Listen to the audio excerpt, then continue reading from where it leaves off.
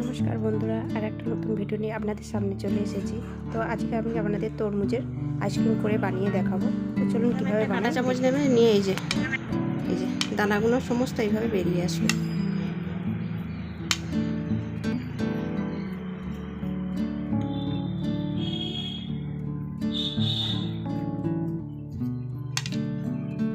তো এখানে আমি মিক্সি জার নিচে বাড়িতে এরকম ছোটো ছোটো করে কেটে নিয়েছি। এবার তরমুজগুলোকে এখানে আমি সব দিয়ে দেবো।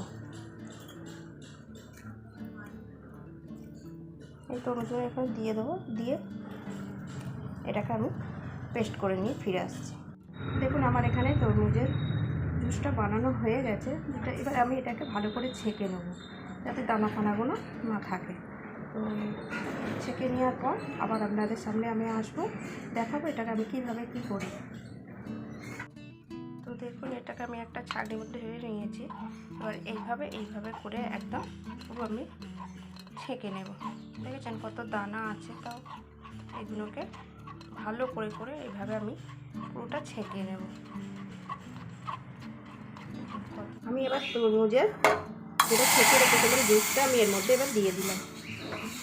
এবার এটাকে আমি একটুখানি জাল করে নেব। এতে একটু চিনি দিলাম, যেহেতু আমার তরমুজটায় মিষ্টি কম। আর আপনাদের যদি মনে হয় মিষ্টি দেবেন না তো দেবেন না, আমার একটু মিষ্টি কম ছিল বলে আমি 4 চামচ মিষ্টি দিলাম।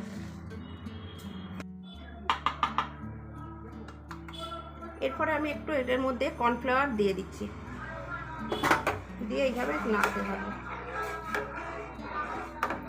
আমি এর মধ্যে কোনো রকম ফুড কালার দেবো না, কেউ যদি মনে করেন ফুড কালার দেবেন তো দিতে পারেন। এবার জুসটা ঠান্ডা হয়ে গেলে এবার এর মধ্যে আমি যেটা আইসক্রিমটা বানাবো মোলটার মধ্যে আমি এইভাবে দিয়ে দেবো আস্তে আস্তে করে। গরমটা দেবেন না, ঠান্ডা হলে তারপরেই দেবেন। তো এটাকে এবার আমি ঢেকে নেব। চারটাতেই আমার দেয়া হয়ে গেছে। এবারে কাঠি দিয়ে এটাকে আমি ঢেকে নেব, একটা একটা করে ঢেকে নেব। চারটে এইভাবে আমি ঢেকে নেব।